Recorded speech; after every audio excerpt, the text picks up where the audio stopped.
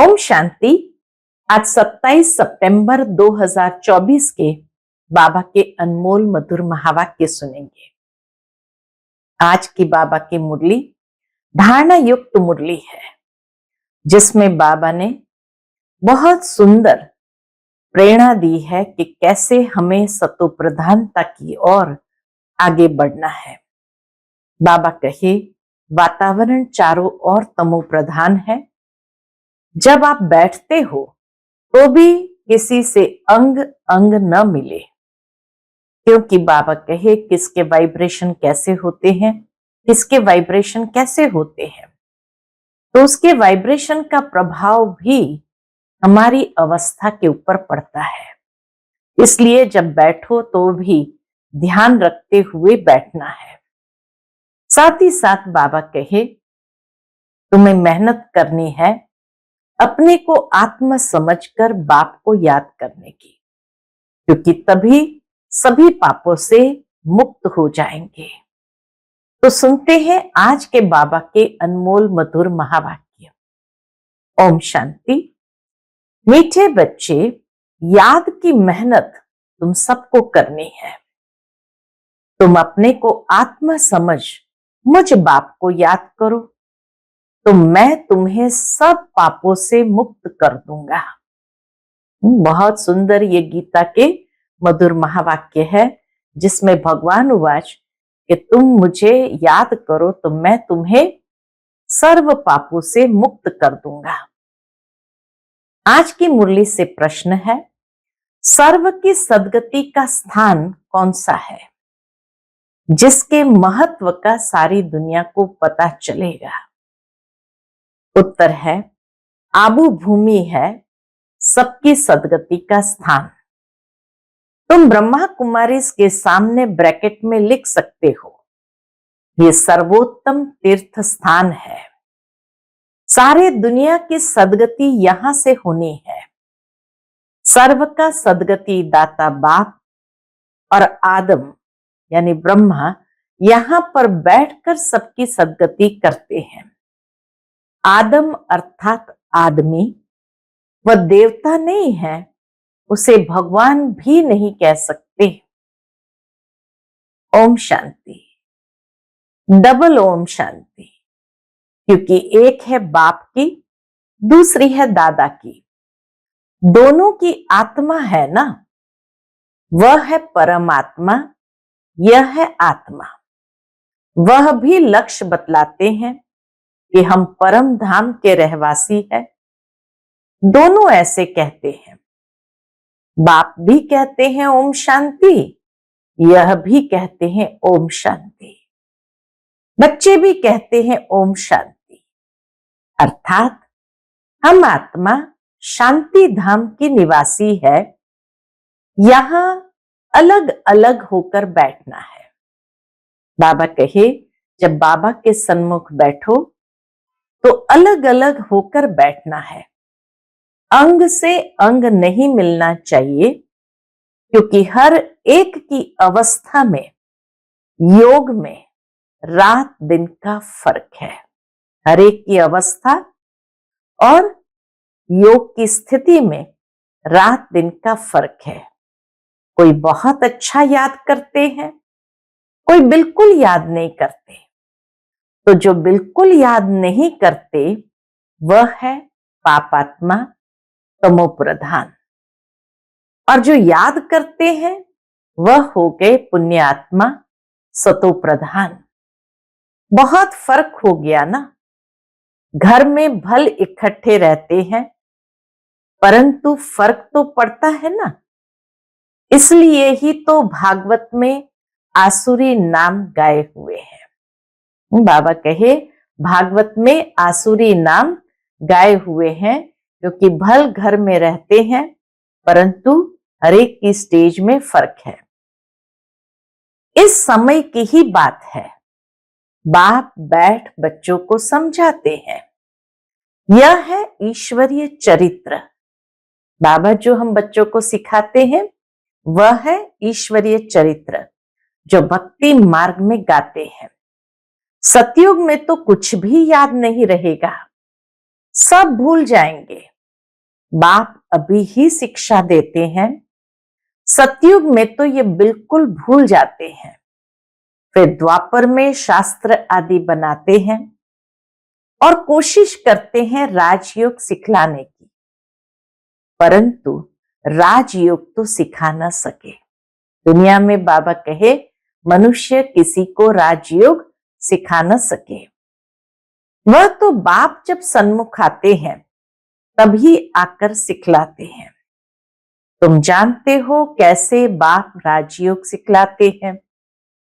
फिर 5000 वर्ष बाद आकर ऐसे ही कहेंगे, मीठे मीठे रूहानी बच्चों। ऐसे कभी भी कोई मनुष्य मनुष्य को कह न सके। मीठे मीठे रूहानी बच्चों, ऐसे बाबा कहे कभी कोई मनुष्य मनुष्य को कह न सके। न देवताएं देवताओं को कह सकते हैं। एक रूहानी बाप ही रूहानी बच्चों को कहते हैं। एक बार पाठ बजाया, फिर 5000 वर्ष के बाद पाठ बजाएंगे, क्योंकि फिर तुम सीढ़ी उतरते हो ना।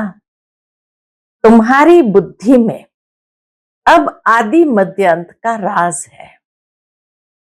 जानते हो वह है शांति धाम अथवा परम धाम। परम धाम से लेकर के नीचे संसार के अंदर सृष्टि के आदि मध्य अंत का राज समझा हुआ है। हम आत्माएं भिन्न भिन्न धर्म की सब नंबरवार वहां रहती है। निराकारी दुनिया में हर एक नंबरवार पुरुषार्थ अनुसार रहते हैं। जैसे स्टार्स देखते हो ना, कैसे खड़े हैं। कुछ देखने में नहीं आता, ऊपर में कोई चीज नहीं है, ब्रह्म तत्व है। यहां तुम धरती पर खड़े हो, यह है कर्म क्षेत्र। यहां आकर शरीर लेकर कर्म करते हैं। बाप ने समझाया है, तुम जब मेरे से वर्षा पाते हो तो 21 जन्म तुम्हारे कर्म अकर्म हो जाते हैं। क्यों? क्योंकि वहां रावण राज्य ही नहीं होता। वह है ईश्वरीय राज्य जो अब ईश्वर स्थापन कर रहे हैं। बच्चों को समझाते रहते हैं। बाबा क्या समझाते रहते हैं? घड़ी घड़ी शिव बाबा को याद करो तो स्वर्ग के मालिक बनो। स्वर्ग शिव बाबा ने स्थापन किया ना, तो शिव बाबा को और सुख धाम को याद करो। पहले पहले शांति धाम को याद करो तो चक्र भी याद आएगा। बच्चे भूल जाते हैं। चक्र कैसे याद आएगा? शांति धाम से फिर आत्मा नीचे आती है, पाठ बजाते हुए सतयुग त्रेता द्वापर कलयुग, फिर फरिश्ता स्वरूप होकर के फिर निराकारी दुनिया में जाते हैं। इसीलिए बाबा कहे पहले पहले शांति धाम को याद करो तो चक्र भी याद आएगा। लेकिन होता क्या है? बाबा कहे बच्चे भूल जाते हैं, इसलिए घड़ी घड़ी याद कराना पड़ता है। ये मीठे मीठे बच्चों, अपने को आत्मा समझो और बाप को याद करो तो तुम्हारे पाप भस्म हो। प्रतिज्ञा करते हैं। क्या प्रतिज्ञा करते हैं? तुम याद करेंगे तो पापों से मुक्त करूंगा। ये प्रतिज्ञा किसकी है? बाबा की प्रतिज्ञा है। बाबा प्रतिज्ञा करते हैं कि तुम याद करोगे तो पापों से मुक्त करूंगा। बाप ही पतित पावन सर्वशक्तिमान अथॉरिटीज है। उनको वर्ल्ड ऑलमाइटी अथॉरिटी कहा जाता है। वह सारे सृष्टि के आदि मध्य अंत को जानते हैं। वेदों शास्त्रों आदि सबको जानते हैं। तब तो कहते हैं इनमें कोई सार नहीं है। गीता में भी कोई सार नहीं है। बल व सर्व शास्त्र में शिरोमणि है माय बाप, बाकी सब है बच्चे। जैसे पहले पहले प्रजापिता ब्रह्मा है, बाकी सब बच्चे हैं। प्रजापिता ब्रह्मा को आदम कहते हैं। आदम माना आदमी, मनुष्य है ना, तो इनको देवता नहीं कहेंगे। एडम को आदम कहते हैं। भक्त लोग ब्रह्मा एडम को देवता कह देते, बाप बैठ समझाते हैं। एडम अर्थात आदमी न देवता है न भगवान है। लक्ष्मी नारायण है देवता। बीटिज्म है पैराडाइज में, नई दुनिया है ना, वह है wonder of the world. Paradise को कहेंगे वंडर ऑफ द वर्ल्ड। बाकी तो वह सब है माया के वंडर। इस दुनिया में जो कुछ भी देखते हैं, बाबा कहे ये सब है माया के वंडर। द्वापर के बाद माया के वंडर्स होते हैं। ईश्वरीय वंडर है हेवन, स्वर्ग, जो बाप ही स्थापन करते हैं। अभी स्थापन हो रहा है। यह जो दिलवाड़ा मंदिर है, इसकी वैल्यूज का किसको भी पता नहीं है। मनुष्य यात्रा करने जाते हैं तो सबसे अच्छा तीर्थ स्थान यह है। तुम लिखते हो ना, ब्रह्मा कुमारी ईश्वरीय विश्वविद्यालय आबू पर्वत, तो ब्रैकेट में यह भी लिखना चाहिए सर्वोत्तम तीर्थ स्थान, क्योंकि तुम जानते हो सर्व की सदगति यहां से होती है। ये कोई जानते नहीं। जैसे सर्व शास्त्रमय शिरोमणि गीता है, वैसे सर्व तीर्थों में श्रेष्ठ तीर्थ आबू है। तो मनुष्य पढ़ेंगे, अटेंशन जाएगा, सारे वर्ल्ड के तीर्थों में यह है सबसे बड़ा तीर्थ, जहां बाप बैठ सबकी सदगति करते हैं। तीर्थ तो बहुत हो गए हैं। गांधी की समाधि को भी तीर्थ समझते हैं। सब जाकर वहां फूल आदि चढ़ाते हैं। उनको कुछ भी पता नहीं है। फूल चढ़ाएंगे लेकिन कुछ पता नहीं है। तुम बच्चे जानते हो ना, तो तुमको यहां बैठे दिल अंदर बड़ी खुशी होनी चाहिए। हम हेवन की स्थापना कर रहे हैं। अब बाप कहते हैं अपने को आत्मा समझ मुझे याद करो। पढ़ाई भी बहुत सहज है, कुछ भी खर्चा नहीं लगता है। तुम्हारी मम्मा को एक पाई खर्चा लगा? बिगर कौड़ी खर्च, पढ़कर कितनी होशियार, नंबर 1 बन गई, राजयोगिन बन गई। बाबा कहे राजयोगिन बन गई ना, मम्मा जैसी कोई भी नहीं निकली है। देखो, आत्माओं को ही बाप बैठ पढ़ाते हैं। आत्माओं को ही राज्य मिलता है। आत्मा ने ही राज्य गंवाया है। इतनी छोटी सी आत्मा कितना काम करती है। बुरे ते बुरा काम है विकार में जाना। आत्मा 84 जन्मों का पार्ट बजाती है। छोटी सी आत्मा में कितनी ताकत है, सारे विश्व पर राज्य करती है। छोटी सी आत्मा में कितनी ताकत, जो सारे विश्व पर राज्य करती है। इन देवताओं की आत्मा में कितनी ताकत है। हर एक धर्म में अपनी अपनी ताकत होती है ना। क्रिश्चियन धर्म में कितनी ताकत है। आत्मा में ताकत है जो शरीर द्वारा कर्म करती है। आत्मा ही यहां आकर इस कर्म क्षेत्र पर कर्म करती है। आत्मा में ही ताकत है कर्म करने की। वहां बुरा कर्तव्य होता नहीं। आत्मा विकारी मार्ग में जाती ही तब है जब रावण राज्य होता है।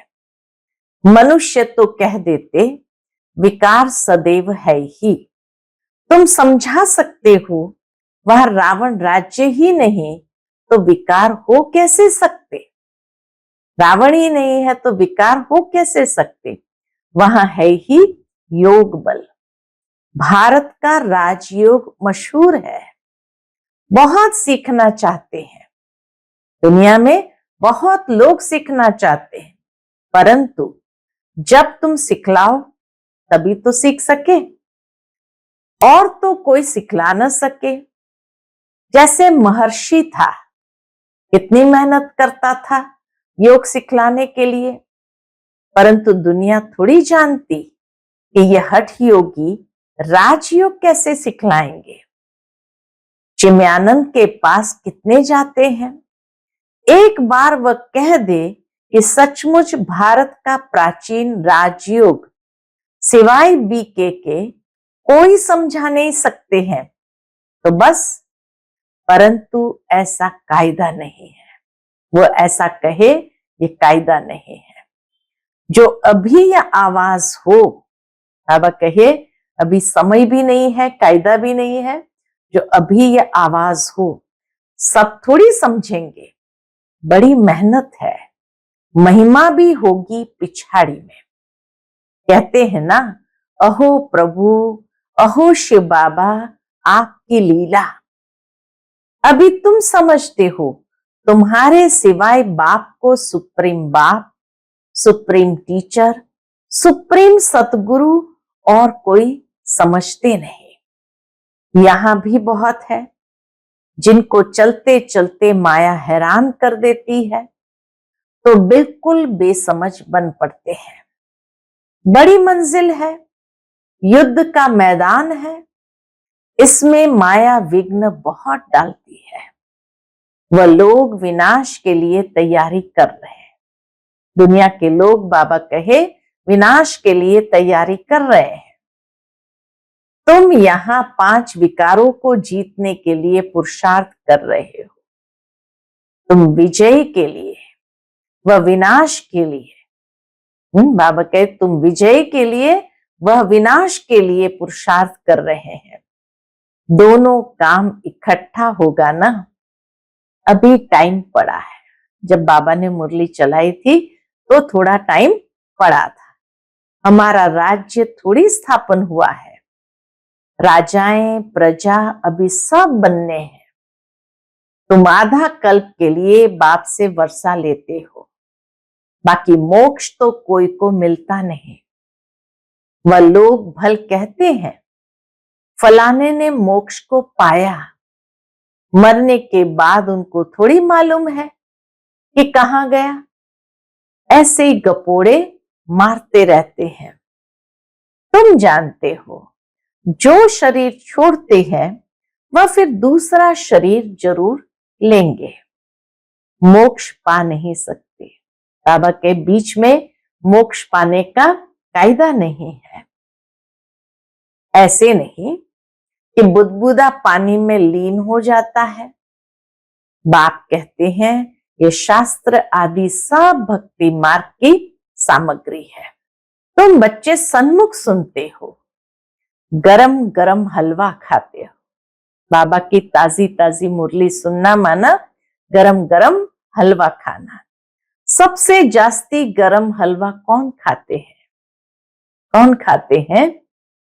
किसी ने कहा ब्रह्मा। ये तो बिल्कुल इनके बाजू में बैठे हैं, झट सुनते हैं और धारण करते हैं, फिर यही ऊंच पद पाते हैं। सूक्ष्म वतन में, वैकुंठ में इनका ही साक्षात्कार करते हैं। यहां भी उनको ही देखते हैं इन आंखों से। बाप पढ़ाते तो सबको है, बाकी है याद की मेहनत। याद में रहना जैसे तुमको डिफिकल्ट लगता है, वैसे इनको भी, बाबा को भी मेहनत करनी पड़ती है याद में सदा रहने की। इसमें कोई कृपा की बात नहीं। बाप कहते हैं हमने लोन लिया है, उनका हिसाब किताब दे देंगे। लोन जो लिया है उसका हिसाब किताब बाबा चुका देंगे।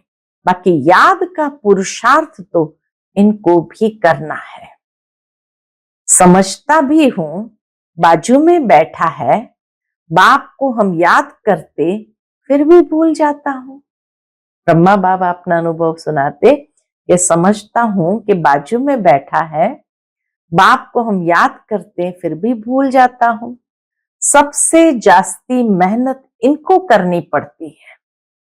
युद्ध के मैदान में जो महारथी पहलवान होते हैं, जैसे हनुमान का मिसाल है, तो उनकी ही माया ने परीक्षा ली, क्योंकि वह महावीर था। जितना जास्ती पहलवान उतना जास्ती माया परीक्षा लेती है। तूफान जास्ती आते हैं।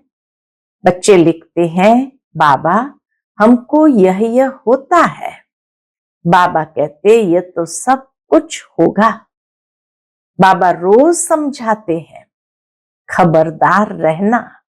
अटेंशन खिंचवाते बाबा, बच्चे खबरदार रहना। लिखते हैं, बाबा माया बहुत तूफान लाती है। कोई कोई देह अभिमानी होते हैं, तो बाबा को बतलाते नहीं है। देह अभिमान में जो बच्चे होते हैं, वो बाबा को सच बताते नहीं। तुम अभी बहुत अक्लमंद बनते हो। आत्मा पवित्र होने से फिर शरीर भी पवित्र मिलता है। आत्मा कितना चमत्कारी हो जाती है। पहले तो गरीब ही उठाते हैं। बाप भी गरीब निवास गाया हुआ है। बाकी तो वो लोग देरी से आएंगे। दूसरे लोग बाबा कहे देरी से आएंगे।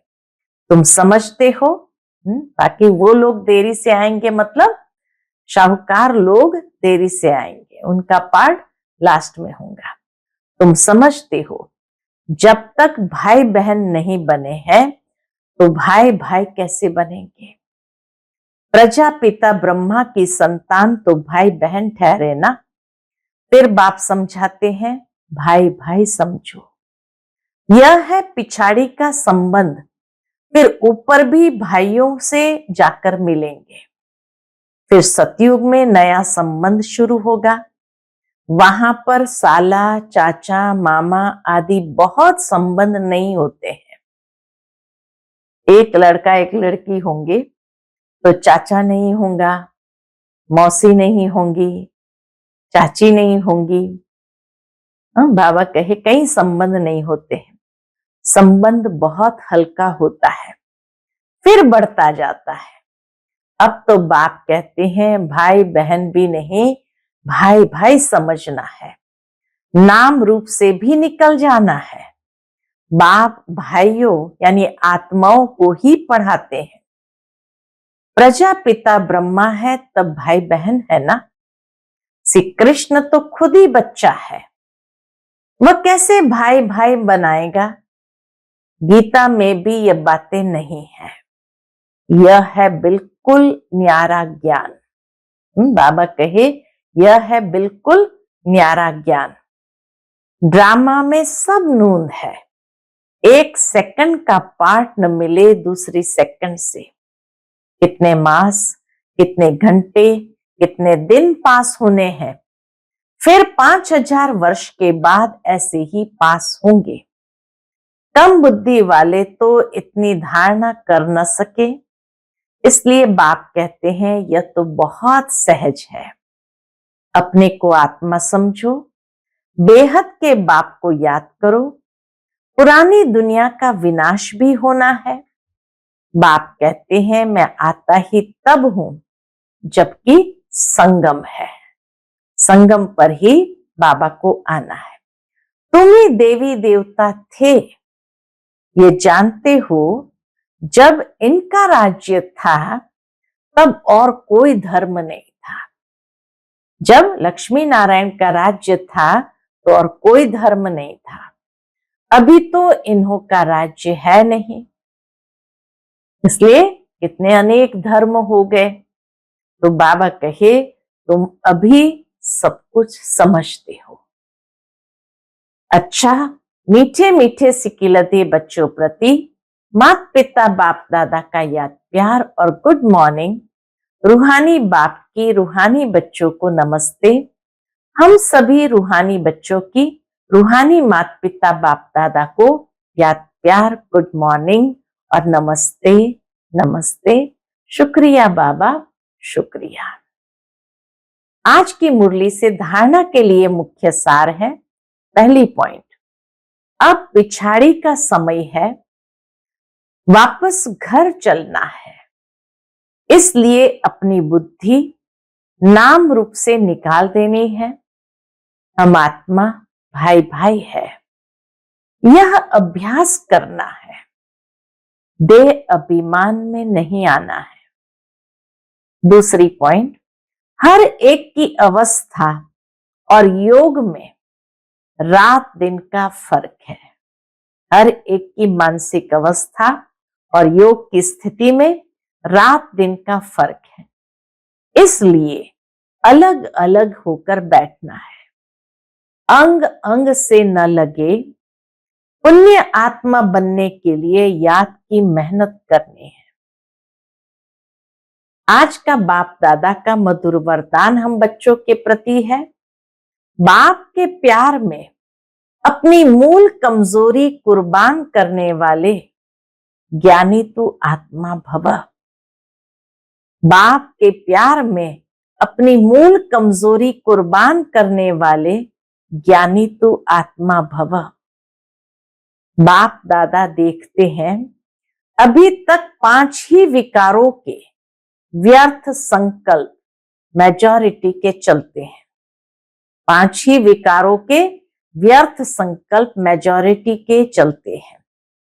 ज्ञानी आत्माओं में भी कभी कभी अपने गुण व विशेषता का अभिमान आ जाता है। हर एक अपनी मूल कमजोरी व मूल संस्कार को जानता भी है। हर एक अपनी मूल कमजोरी व मूल संस्कार को जानता भी है। उस कमजोरी को बाप के प्यार में कुर्बान कर देना, यही प्यार का सबूत है। स्नेही व ज्ञानी तू आत्माएं बाप के प्यार में व्यर्थ संकल्पों को भी न्योछावर कर देती है। आज का स्लोगन है, स्वमान की सीट पर स्थित रह, सर्व को सम्मान देने वाले माननीय आत्मा बनो। स्वमान की सीट पर स्थित रह, सर्व को सम्मान देने वाले माननीय आत्मा बनो। अच्छा, ओम शांति।